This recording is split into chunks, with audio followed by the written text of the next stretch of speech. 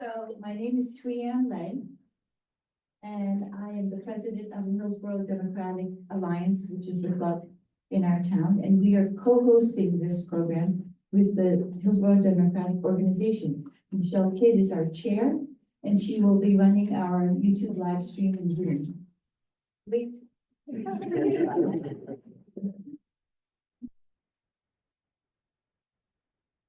So the reason why we did this is because we think it is very important to give voters the information that they need to make a decision for the primary and for our next governor of New Jersey.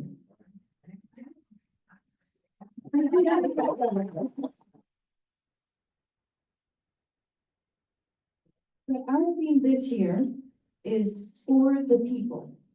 It is a much needed theme because our president is clearly working for billionaires and not for the people.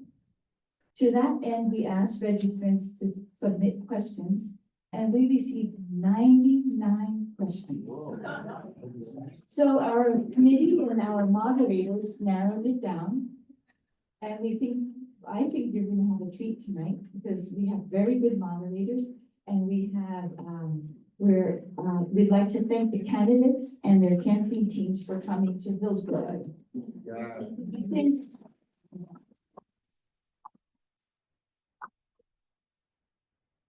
we're going to ask, thank you for that applause, because we're going to ask you to refrain from applauding while they answer the questions. We know there's a lot of fans out there, but we would like to have all the time that we can get to have them answer the questions. And then we would also like to thank our local Democratic elected officials, party representatives, and candidates for attending. We have a few that went over to the Board of Ed because of some controversy tonight, but it is very important. But we deeply appreciate your attendance and the support that we get from our elected officials. And we also we want to thank Avalon Assisted Living, because without their generous support, especially Director Maria Mondi, we wouldn't be able to host the event at this beautiful facility. And now I am turning over the program to our moderators. Thank you. I'm Cris Crapello. I'm the former vice chairperson of the Hillsborough Democratic Organization that Thuy rolled out of retirement with the promise of payment of a dozen eggs. As a former vice chairperson of the HDO, I can tell you without a doubt they can't afford a dozen eggs. Please donate today. For the reading of tonight's rules, I would like to introduce to you my esteemed co-moderator. He is a Hillsborough High School social studies teacher of 32 years and is one of only 5 New Jersey teachers to be inducted into the National Teachers Hall of Fame. Ladies and gentlemen, Mr. Bob Fenster.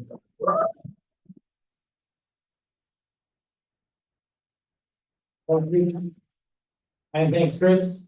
Cris Crapello. Please give a round of applause. Okay, the rules. Each participant will be given a chance to answer every single question.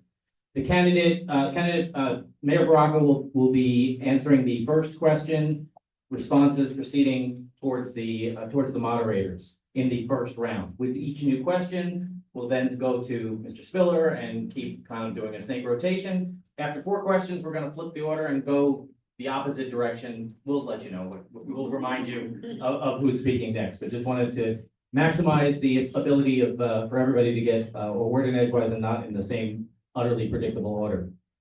Candidates will have 1 minute to respond to each question, with the exception of the very first question and last questions, which will be 2 minutes in length. Please keep an eye out for our timekeeper, who will show a yellow card when there are 30 seconds remaining, and a red card will indicate that time has expired. I will not be shy about telling you that your time is up. I do it all the time. In coaching debate, I do it all the time. Candidates are to direct their responses to the moderators and the audience only. They may not address or pose questions to other candidates. And finally, as Thuy mentioned, we are asking that that the audience hold its applause until with one exception, until the end of the event, and refrain from reacting after individual responses. Cris. Yes, please. Okay. Yes, please hold your applause except for right now and join us as we welcome the Democratic Party's candidates for governor of the great state of New Jersey. Mayor Ras Baraka. Representative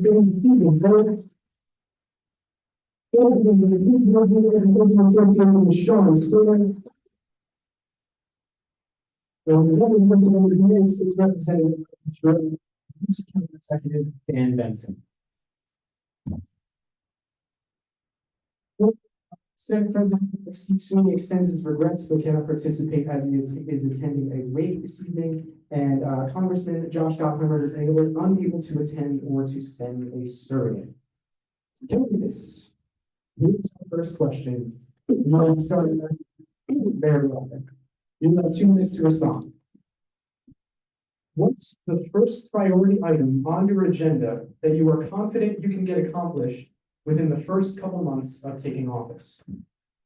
Well, I think the first couple of things that we want to do is, one, begin the process towards building affordable housing across the state of New Jersey. I think it's easy to get that accomplished when we put people around the table to figure out how the state can lead that process and begin to work with municipalities to try to make that happen. Create a fund so we can begin to invest in affordable housing and build it across the state of New Jersey and start where transit is at immediately. Second, I think what we need to begin doing is enacting reference-based pricing so we can begin to lower healthcare costs at the state health benefits plan across the state of New Jersey, to put more money in our coffers, to use that money to begin to invest in expanding Medicaid and other kind of things that we need, for health services and social services across the state of New Jersey, earned income tax credits, child tax credits. We need to reduce healthcare costs using reference-based pricing to do that.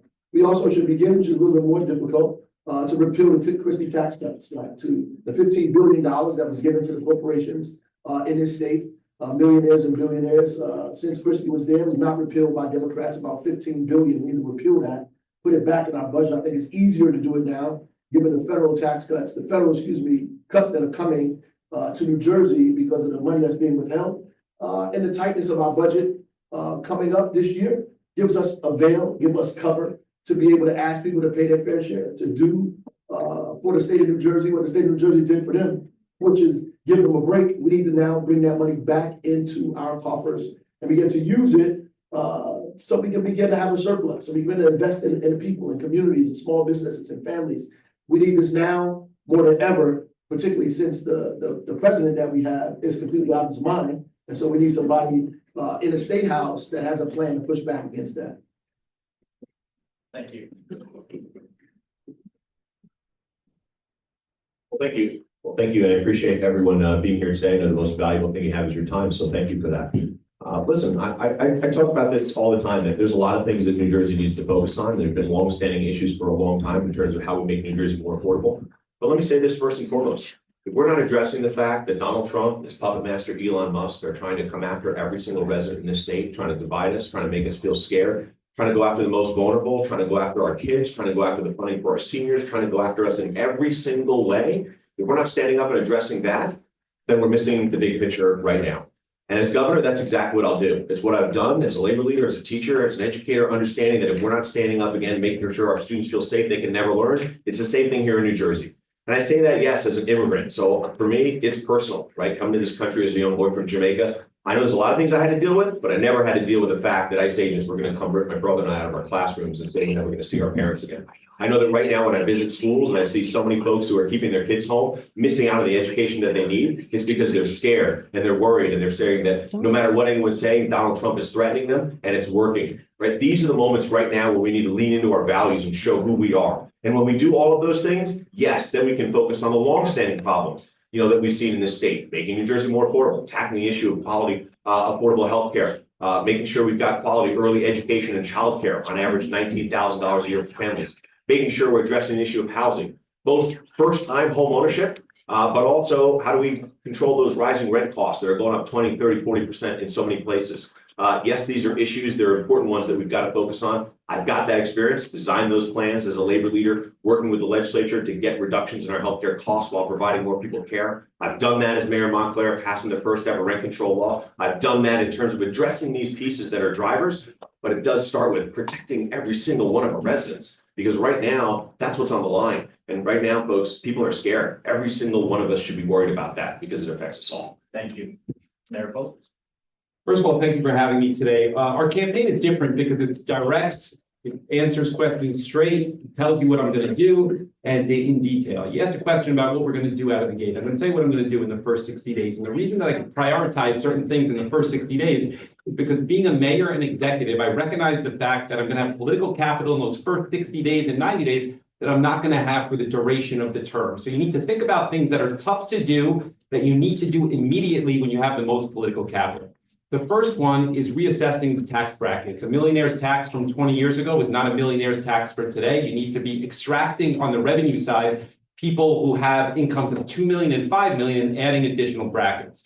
The second thing I would focus on is last year, Governor Murphy put in place a funding source for New Jersey Transit, but he only did it for 5 years. The problem is, of course, that you have to revisit it. But the more important thing is that if you're really going to be substantive on changing New Jersey Transit, you need to bond against that revenue in order to modernize and improve stations and terminals and bus stations. And you can't do it at 5-year revenue. You need a recurring revenue. So I would do that second right out of the gate because, again, political capital is important.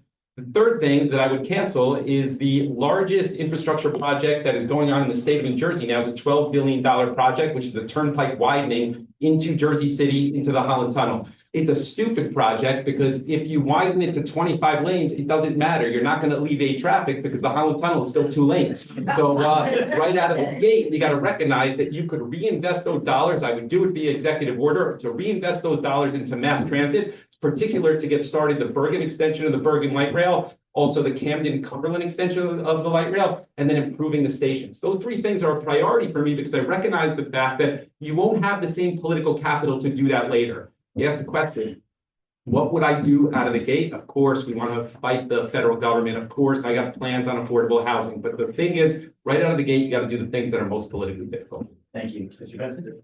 Thank you so much. And it's my pleasure representing Congresswoman Sherrill tonight. As well, I just want to thank everyone that's come out here and for all the different Democratic organizations for putting this together. That first year is so critical. And I think you've heard it multiple times. I think everyone recognizes when we talk about affordability, when rents are so high, when housing prices are so high, we have to look at housing. That's one of the first areas. And again, as a new governor, Mikie will be able to go directly into that by working with our mayors, identifying areas where we can not only bring housing to, but also looking at state-owned properties around New Jersey Transit. So you both get new housing, transit-oriented development housing, so you're not putting more cars on the road, while at the same time bringing in revenue that is sorely needed into New Jersey Transit. The reason why it's 5 years is because no one knows where the state's finances are going. We know with what's happening right now with Donald Trump that it's going to get worse before it gets better. And so we need a leader that is singularly focused on putting New Jersey right on the right track while fighting the Trump administration and making sure we're investing not only in housing, but fighting PBMs to bring down lower healthcare costs, to make sure that we are targeting key clean energy, whether it's solar and battery, to shave off the peaks of energy so that we're not paying those huge costs that we know are coming this summer from our utilities. Making sure that we're investing in energy efficiency, making sure that those that are causing the costs are paying their fair share. We want to make sure through future Governor Sherrill, with your support, that we are making those investments in childcare and other areas that are just pricing people out of not only the American dream, but our democratic values. And those are the things that we can get done in day one and all the way through that first year. Thank you very much. Thank you, Mr. Benson. For the second question, we'll start with Mr. Spiller and continue on down the line, and Mr. Baraka will go forth in this round. Many voters are fearful that our civil liberties and rights are under attack by Donald Trump and his followers at the federal level. What rights and liberties do you believe are most threatened by the MAGA movement? And what will you do to protect those rights for New Jerseyans? By the way, this was easily the most popular question from our audience. Well, thank you. Listen, let me be blunt. All of them. all of our rights are under attack, right? All of us are threatened right now. Whether we're talking about the right to organize and freedom of speech and to speak out, we're seeing the challenges in that right now. Whether we're talking about funding for free and open public education, under attack right now. When we're talking about women's rights, when we're talking about voting rights, when we're talking, I can go on and on and on. They are all under attack.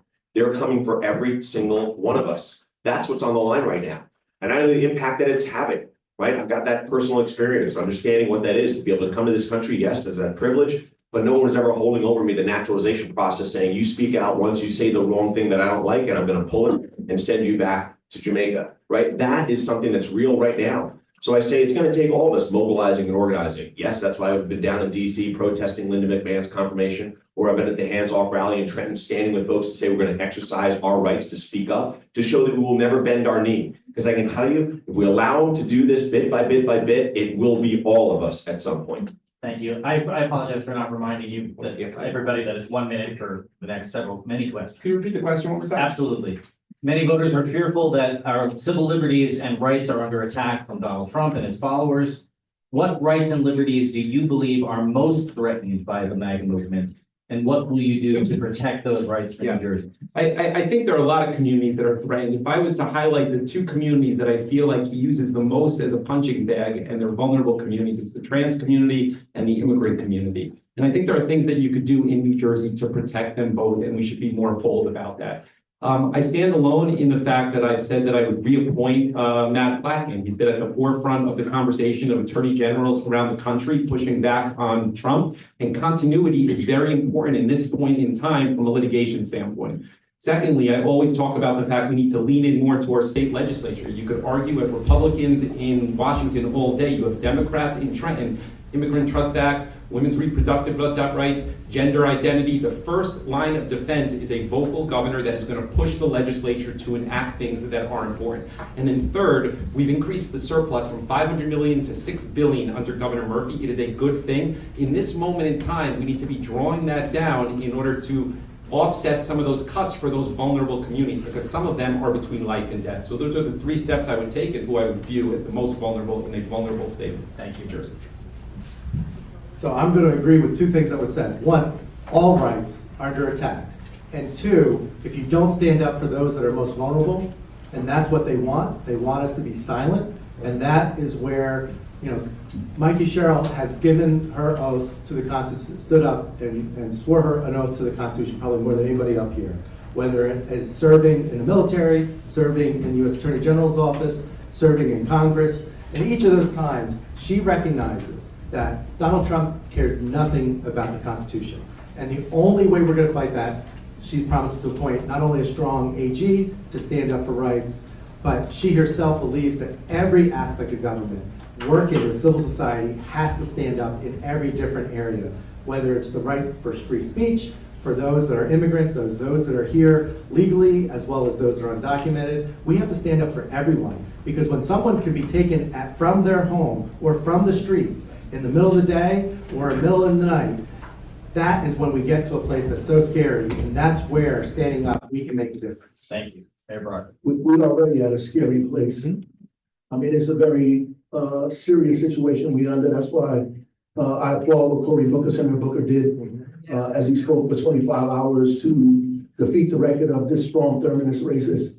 The reality is the question itself is almost a problem, because what it does is forces us to pick who we want to fight for first. The reality is all this stuff is intertwined. The same people that are against LGBTQ rights are the same people that are against immigrants that are deporting people. These are the same people that are against women's right to choose, same people against increasing the minimum wage, the same people against academic freedom on college campuses. These are the same people. Our enemies have somebody in common, and that person in common is all of us in this room. We have never won anything historically in this country without a broad-based coalition. If we don't build one now, we'll be defeated again and again and again. History has proven to us over and over again that only a broad-based coalition across many ideas and zip codes and religions is the only way we defeat these people and push them back. So I would say everybody needs to be together immediately. Thank you.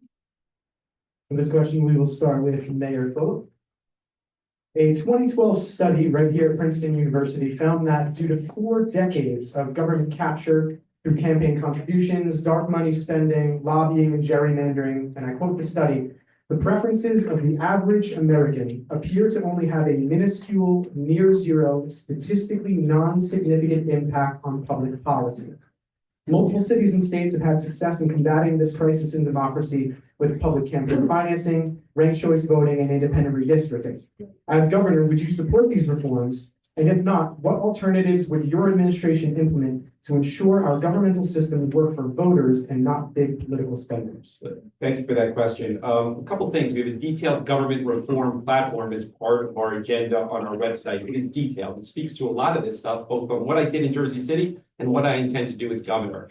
The first pay-to-play law that the state modeled after was actually in Jersey City. We pushed via referendum.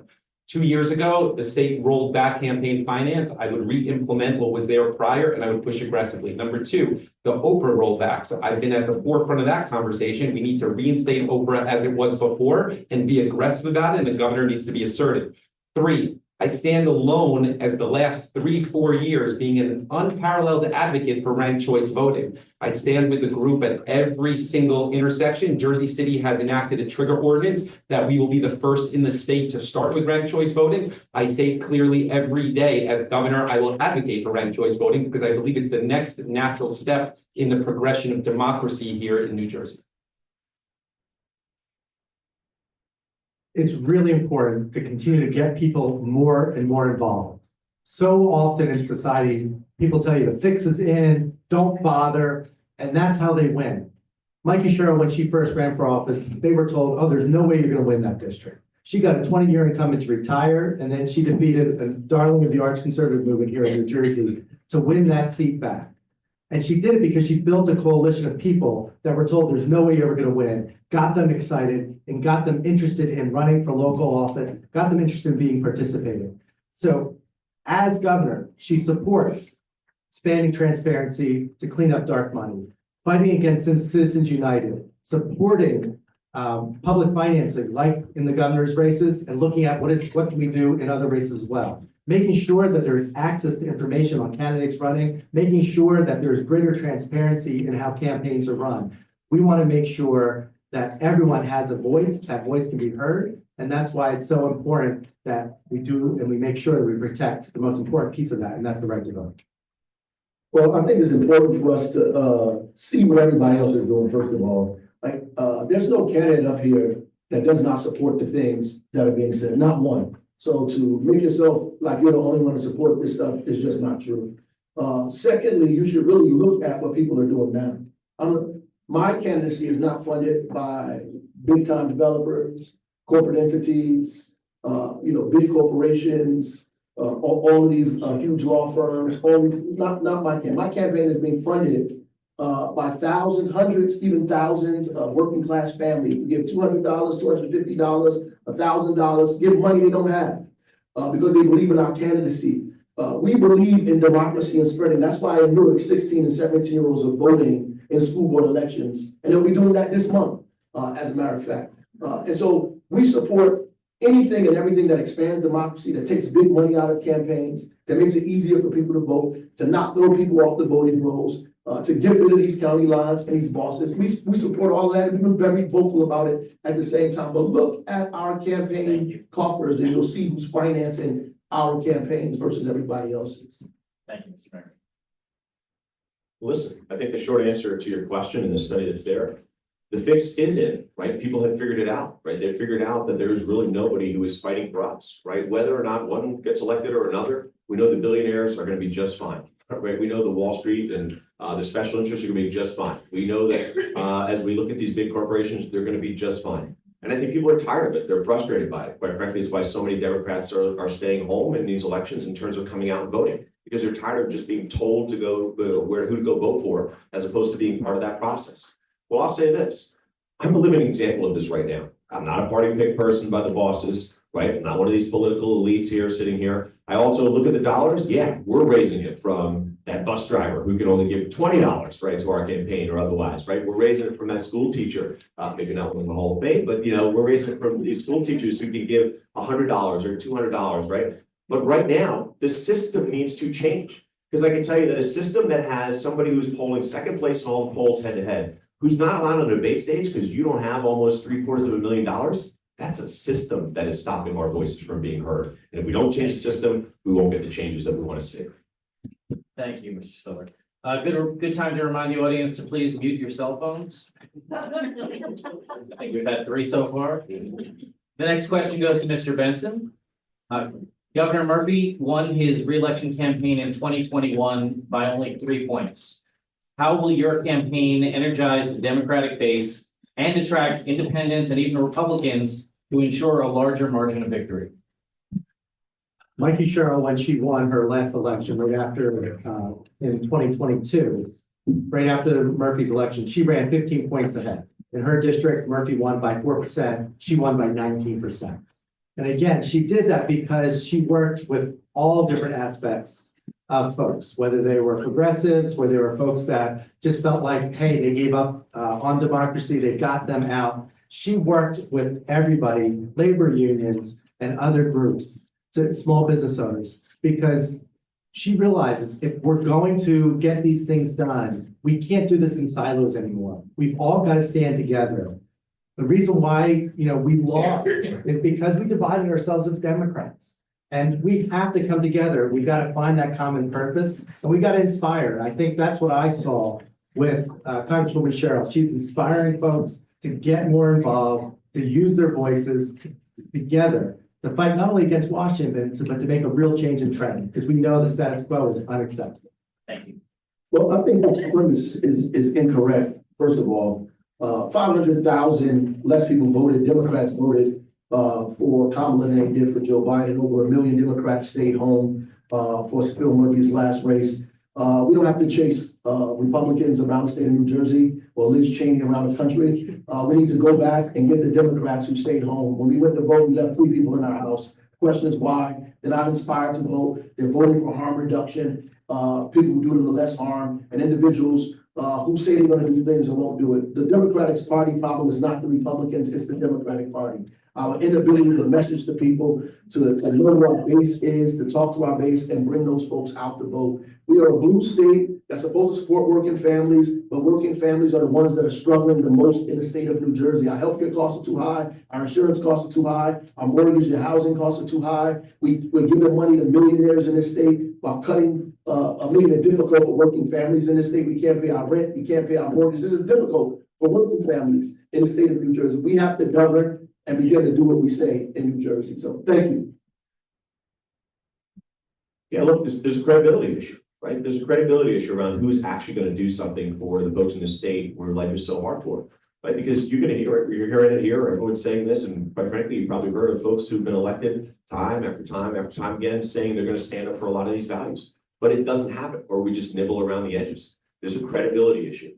And I'm telling you right now, as somebody who is a teacher, somebody who is a labor leader, represented hardworking folks in the state who've been struggling to get by, can't afford those 20% healthcare increases. As seniors and retirees can't afford the ever increasing cost, and 35,000 of them that I represent. These are folks that each and every day know that it matters that you've got somebody with a record who's been fighting for us for my whole career, as opposed to somebody who's just saying these things. And at the end of the day, that credibility is undermined because if you've got to take money from the big developers, how are you going to do something about housing that's out of control and the costs? If you've got to take money from Wall Street, how are you going to do something about them taking all the money out of our pockets? If you've got to take money from Elon Musk and all the other billionaires, how are you going to stand up for us instead of them? Right? These are the challenges that we constantly are faced by. We have got to vote for ourselves this time and change things fundamentally.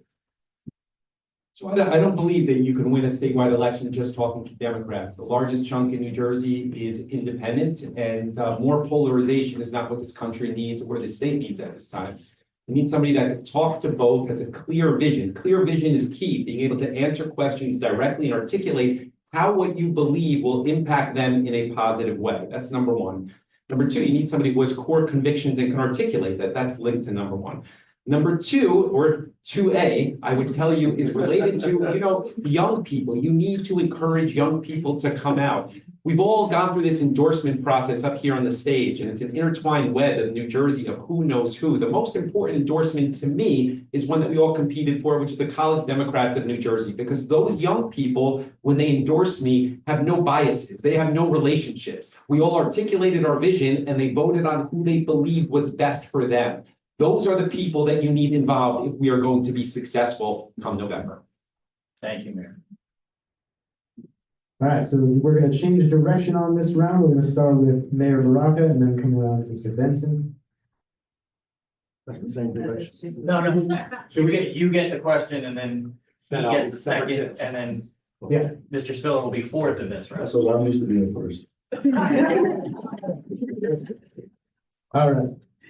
How do you plan to reduce New Jersey's emissions in line with the goals set in the Energy Master Plan, while ensuring continued investment in clean energy despite federal and fossil fuel industry efforts to gut the key climate protection policies like the Inflation Reduction Act? Well, I think we should stay true to Murphy's 2035 clean energy goal. I think we should stay true to that. We should begin to continue, as we have done in Newark, to change trucks out and begin to electrify our vehicles, our fleets across the state of New Jersey, and incentivize cities to go ahead and do that. I think we need to lean on solar and battery as opposed to this kind of natural gas transitional energy piece that they keep pushing upon us. That we need to expand that throughout the state of New Jersey, and we can't give up on wind. We have to continue to push and build around wind and use money we have in the state's coffers to invest in those things. I also believe we should invest in the Port of Newark. We should continue to invest and expand the Port of Newark to make it modern, to make it clean, to begin to do two things, to bring in, to do our supply chain, and at the same time, clean up one of the dirtiest forms of transportation infrastructure that affects the city of Newark and everybody in the northern part of New Jersey, that we begin to invest in money into that place as well. Sadly, in the last two times we've seen emissions drop significantly. Right after the Great Recession and right after the pandemic started. And what are we seeing right now? We're veering into a recession. So what do we have to do in New Jersey? We have to double down on solar. We have to continue to upgrade our facilities for when we get to be able to do wind again, so that we're ready to go right out there and support once again and making sure we can onshore that electricity. Because we need local generated electricity in order for us to lower costs. We need to make sure we're using battery power to shift the cost so that when we have peaks, we can lower that cost for everybody. Those target investments work. And then lastly, we have to use the money we have now to the regional greenhouse gas initiative that brings in dollars all the time, making sure that the bills, what we pay, taxes that we pay currently on our electric bills, goes into projects that lower energy costs. And that means making sure we go after energy efficiency as well. That's how you bring down costs for everyone, and you socialize bringing down those costs and get the job done. Thank you. They say in every setting that climate change is amongst the most important issues to me personally. I have a 6-year-old, a 4-year-old, and a 1-year-old. That's why I'm very happy to be in this room tonight. To tell you that I think a lot about what the world will be like for them long term. I do agree we need to be thinking about procurement processes around wind for the next administration on the federal side. Solar we can control. Our entire climate change plan for the next governor needs to focus on thoughtful ways that we could move the climate change conversation forward with a president that doesn't believe in climate change. That's around land preservation, open space, more green acres, mitigation of flooding from moratoriums on warehouses. Those are the things that we would focus on. In addition, laying the groundwork and the foundation around energy when we need the federal government and the administration changes. I outlined this in a policy on my website in detail because I think you need to be practical about what we can achieve over the next 4 years, keeping climate change as a priority for everybody. Listen, I'm supportive of meeting the 2035 goal because of the fact that there's a cost to us not doing enough right now. I've seen it personally, right? I've seen it as that mayor where that 100-year storm is happening every other year. I've seen it when we've got to send the fire department out to pump out our basements, to pump out our small businesses. And then folks can't afford the insurance then to protect their assets. There is a cost to not doing enough right now. We've got to understand that. So yes, we've got to get these big polluters, big oil to help pay for this, right? Support the Climate Superfund Act for sure to bring in these dollars. But we've got to make sure we understand that as folks are seeing electric bills and energy costs go up 20%, getting another hit on top of it, it's because we haven't diversified our energy on our grid. We've been reliant on big oil and they take advantage of us every single time. And every time we push up on some crisis point, they say, well, we don't have time to change over because it's just too hard and too expensive. As governor, I would invest in the green economy. As we move towards electrification, continue that path. I would make sure we're putting dollars behind programs that bring alternative energies online. Yes, more solar and battery technology, because we know the thumb that President Trump is putting on wind. But we've got to make sure we continue to invest in these, not just because it's good for that environment, yes, for my 7-year-old and 4-year-old, but also because it's good for our bottom line right now. This question goes to Mr. Benson. In New Jersey, 61% of teenagers with depression received no care in the last year. What steps would you take, or would Congresswoman Sherrill take, to improve and expand access to mental health services for them and any other underserved at-risk populations? Congresswoman Sherrill, as a mother of 4, understands this issue personally. And we understand, we've seen since COVID how that mental health crisis has really changed. The state really has to not only fund, make sure that we are investing in our schools at a time when so many of our schools are cutting back on mental health care because they can't fill the jobs or can't else. So we need to work on training so we can fill more counseling jobs and more professionals. So the wait time isn't months. We need to make sure we are doubling down on telehealth so that folks can access where and when they need it. So they don't have to choose when their crises are occurring. And we have to make sure that we are talking to children and our youth, particularly our teens, about mental health constantly, because the stigma is still there. It is such a burden. If we reach out, and again, I think that's where Congresswoman Sherrill, not only fighting in Washington, but can bring that experience to Trenton to make sure not only are we making those key investments, but we are talking to the youth that we need to save their lives.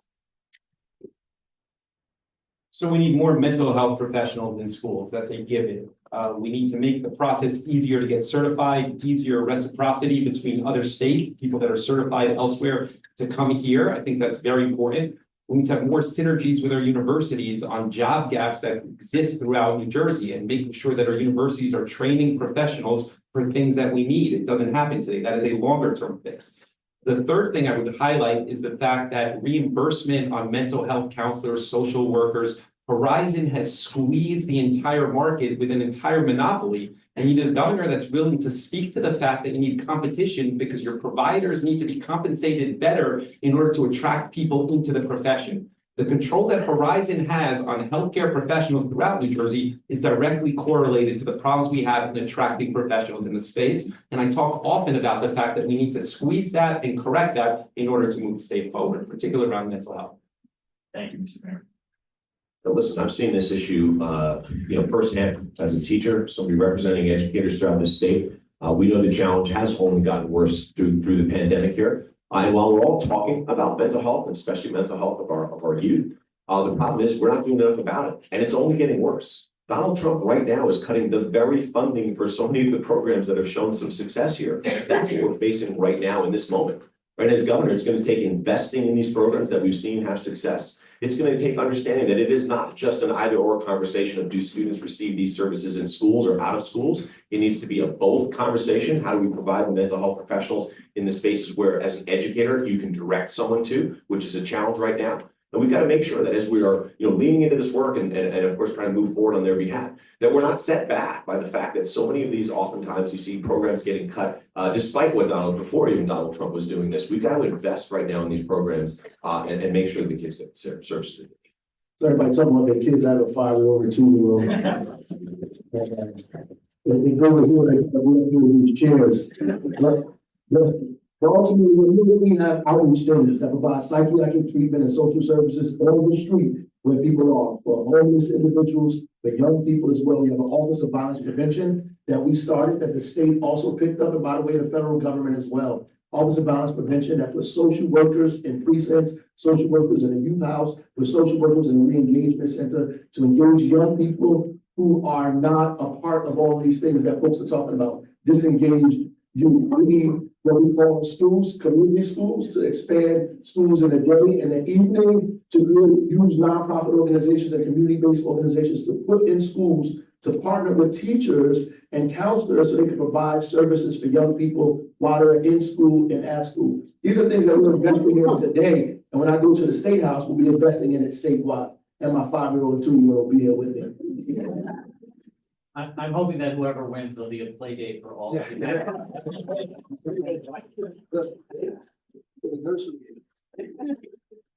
For this question, we will start with Mayor Fulop.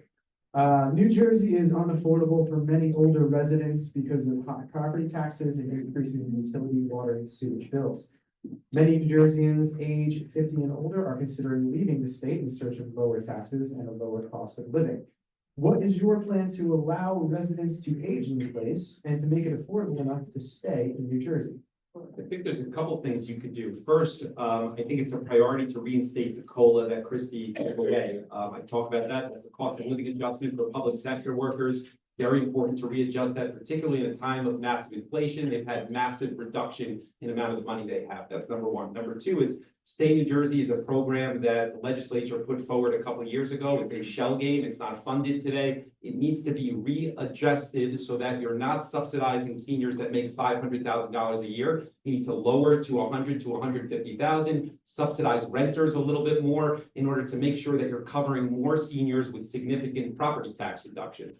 Third, I would tell you that you pay a corruption tax in New Jersey. You do based on the structure of government. Our campaign is very much about reforming that. And I think at the core of the problems in New Jersey is that you have political bosses that act as lobbyists as well and increase the cost of government. I touched on Horizon in the last question. When half of the party chair people control the party lines, work for Horizon, it adds cost to you. And that is at a core of costs in New Jersey as well. Thank you. Yeah, first, listen, when we talk about retirees, and again, I represent almost 35,000 of them. I understand, right, that they have not been with the cost of living increase for years, and certainly with inflation and everything that's happening now, it's devastating. But I also know this, the pension system right now is still unstable because it's so underfunded. And I know the billions of dollars that immediately just switching on a COLA would have. As governor, I will add an additional pension payment, a 13th payment, so folks get those dollars in their pockets they can spend and support themselves. But we don't again go back to the crisis where you've got a pension system that's constantly underfunded and about to go out of money, right? I know this also, that when I talk about how do we bring down energy costs by diversifying, that helps our seniors who are paying those bills each and every day. When I talk about how we're investing, right, through these unfunded mandates that always come at the state level, I've seen it as a mayor, right? When you invest dollars, when you invest in these programs, that's how you keep costs down for seniors, right? There's only one place that mayors and councilpeople can rely on for dollars, and that is property taxes, unless you invest at the state level, which is exactly what I'll do. There's no other way around investing. And as a governor, where you've got more tools at your disposal to bring in that revenue, you invest there. That's how you save seniors and so many other folks as well.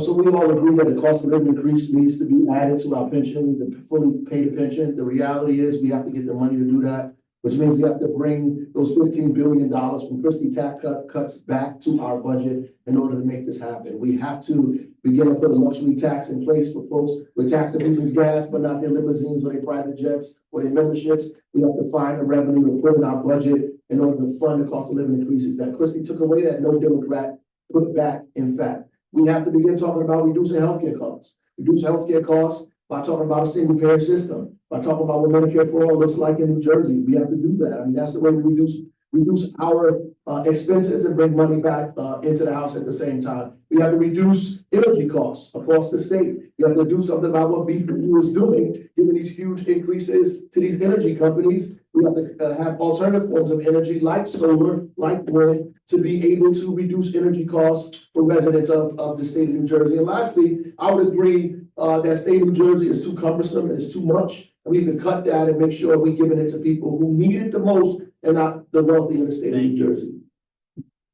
So when Chris Christie cut $1 billion out of school funding, we saw property taxes rise up everywhere, and we're still feeling those effects today.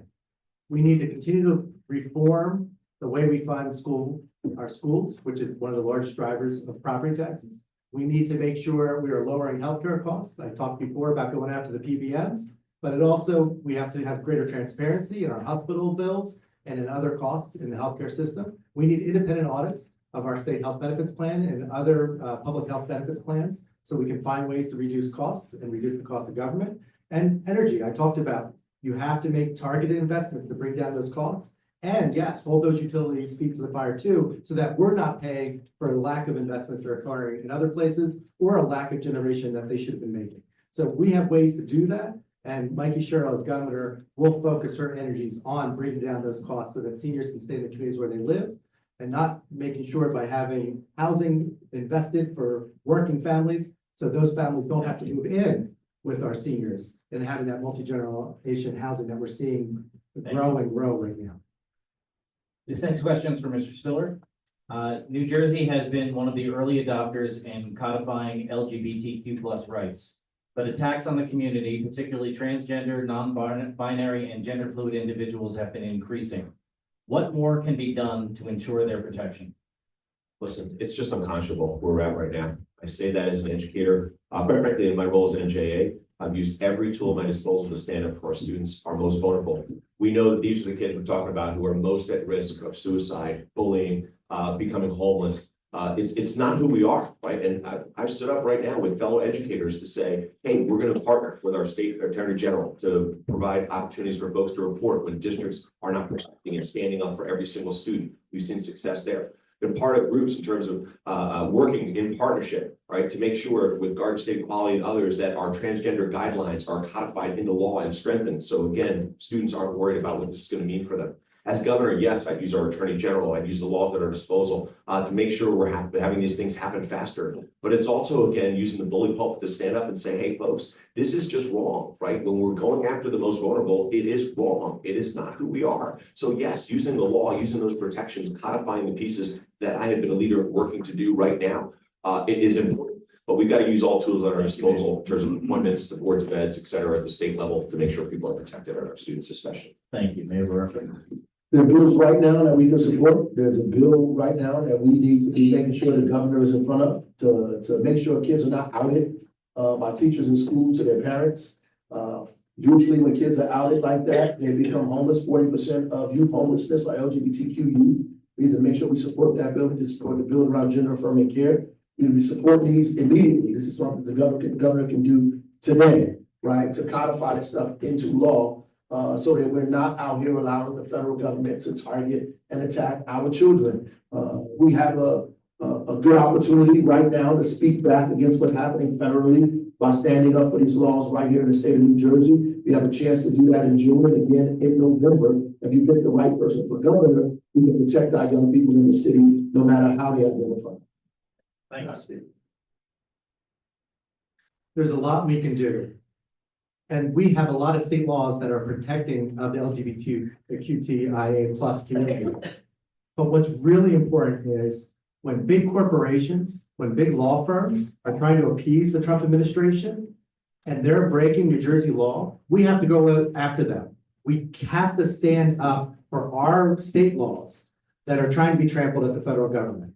And so we have to make sure not only are we doing that, but when in New Jersey, only 4 counties have offices of LGBTQIA plus to help advocate and to help navigate for services. You know, when there's barriers to housing, when there's barriers to healthcare, we need the state to step up to the plate and support not only our local communities, but to make sure we're supporting all of our residents so that they have a safe place to turn when they're being denied their rights at the federal level. And Mikie Sherrill's state government would do that. Thank you. I agree with a lot of what was said, but I'll go a step further. The Quality Index, which is the major survey for all cities across the country on LGBTQ issues, ranks Jersey City 100 perfect every year for the last 8 years, tops in New Jersey because I'm passionate about this issue. I spoke earlier about the transgender community being a punching bag for this president because it's wrong. In 2017, it's more than talk for me. In 2017, Jersey City was the first city to extend healthcare coverage to cover 3 transgender employees that we have in Jersey City because I thought it was important to see them where they are. I have a track record on this, speaking to different communities that are vulnerable and standing up for them and seeing where they are at. The Medicaid cuts that are proposed, and I touched on this earlier on how we have to think about the surplus and leveraging that. The Medicaid cuts will hurt the transgender community in a particularly hard way and in many ways between life and death. So when you think about priorities on supplementing and offsetting some of those cost reductions, which I touched on earlier, I think the transgender community needs to be at the front of that because of the vulnerability there. Thank you, Mayor Fulop. All right, you want to reverse or? We're going to go back to the very beginning, and of course, Mayor Baraka is going to be first. This is our last question, so that you have 2 minutes to respond to these. Wow. I love you guys. So this one, we're gonna do a deep meditation all together. The candidates are gonna close their eyes and imagine it's December 2029, Wait a minute. the end of your first and hopefully not last term in office. What has your administration accomplished for the people of New Jersey? One, we have built affordable housing. We reduced healthcare costs in the state of New Jersey. We brought the Christie tax cuts back and fully funded our budget the way it needed to be funded. We fully funded New Jersey Transit and expanded it across the state of New Jersey. We've begun to expand it across the state of New Jersey to put more money, more revenue back in New Jersey Transit. We've invested in workforce, invested in small businesses, Black, brown, and women businesses. So the disparity study that says that less than 1% of the state's procurement go to Black, brown, and women businesses, that no longer exist. That those businesses expand, and we have an economy that's inclusive and not exclusive. That we've combined school districts, that we have unified school districts, and not more school districts than we have municipalities in the state of New Jersey. That we've lowered costs for municipalities in our way to do that. And we delivered instruction in a uniform kind of way. That we fought against segregation and began a process to begin to integrate schools across the state of New Jersey. We began to lower costs for the residents of our state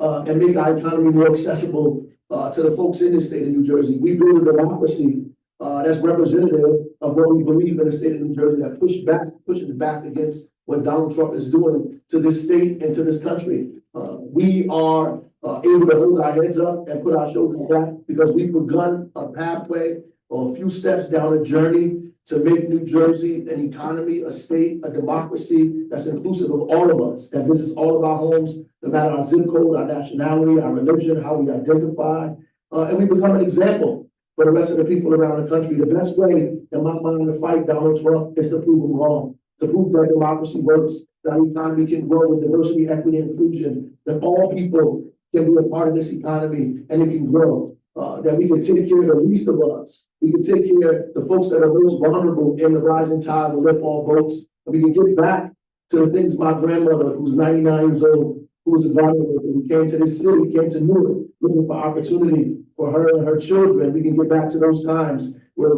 our ingenuity, our creativity, and our muscle and our strength and intelligence can get us access to the American dream. So that would be my legacy and what we'll be voting for in this year and 4 years from now at same time. Yeah, well, listen, for me, fundamentally, it's an understanding that we have to change systems. Systems that we have are in place are working exactly the way they're intended, and they're not working for us. And I know that no matter how long you have, whether it's 4 years, 8 years, if you're not changing systems, the system resets. It goes back to what it's always intended to do, which is make sure it centers those who are in power, those who have political influence, those who have big dollars. And quite frankly, I think all of us would recognize or probably feel that we keep taking one step forward and two steps back when we talk about the rich and the powerful controlling more and more and more, and us having to fight over less and less and less. So yes, as governor, I know I have my priorities, right? It's about making New Jersey more affordable. It's about addressing the cost of housing, making sure that someone like me took 2 years to be able to afford my first home, a multifamily home, isn't boxed out by LLCs and venture capitalists, and create a period where we, the people, have a chance to buy homes first. It's understanding that passing that first ever rent control law in Montclair, especially for our seniors, made a huge difference for those costs that kept going up and up. And I know as governor, I had to invest as partners to not leave it up to developers to build massive projects that are all luxury high-end housing and don't take care of our needs.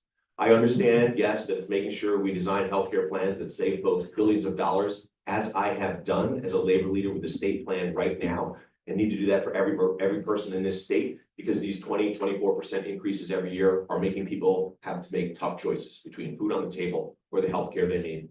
It's about making sure that, as all of us with our young kids understand, it's $19,000 a year on average to make sure you've got quality early education, childcare. And I know we've got to change a system where you're paid and compensated for services, not for attendance. These things all matter.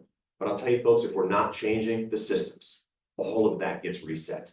Power grabs power back. Money goes after our money again. And they're winning. They're taking more and more from us and leave us to fight over how do we use our surplus to get a couple bucks to build something? How do we create something else that's going to give us dollars to plug a hole? If we don't fundamentally change it, we're going to be chasing it. And this is the moment where we would have to make that change. This is our chance. Thank you. First, I just want to say thank you for having us today. And I want to say thank you to all of you. The last, I'll use 20 of my seconds here, valuable time, but just to say, you guys have done a lot for New Jersey over the last 5-7 years. You've changed a county that was red to blue. You got Tom Malinowski elected, and you're going to be front and center next year in the midterm election fighting as well. I just want to say thank you for that. I'm not going to rattle off a litany of things that I intend to change, because you go to my website, our campaign is really about 3 things. It's about political reform and changing the system in New Jersey, which impacts everybody here. Substantive policy. You could go to my website. It is more detailed than anybody on things that I will do and accomplish. And I do believe that I could get all of those done. And the third is I will be vocal standing up for New Jersey against Donald Trump. And I tell you that we will all say that, but I have a track record of fights and scars like few other in New Jersey. You can judge somebody by their friends, and you can judge them by their enemies. And if Bob Menendez was here, he would tell you, or George Norcross was here, he would tell you, or Chris Christie here, he would tell you that me, I'm amongst public enemy number 1. And I tell you that Chris Christie teachers, I don't know.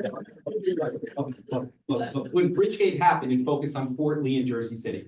So I tell you that, I mean, we shared a lawyer, ultimately. Those were the 2 places. So look, from my standpoint, the changes in Jersey City, which is one of the best Renaissance stories in the country, didn't happen by accident. When people say that proximity to New York, I say that Jersey City is proximity to New York for 250 years. The last 10 years have been unprecedented in change and growth because we are willing to push and fight for what I believe in.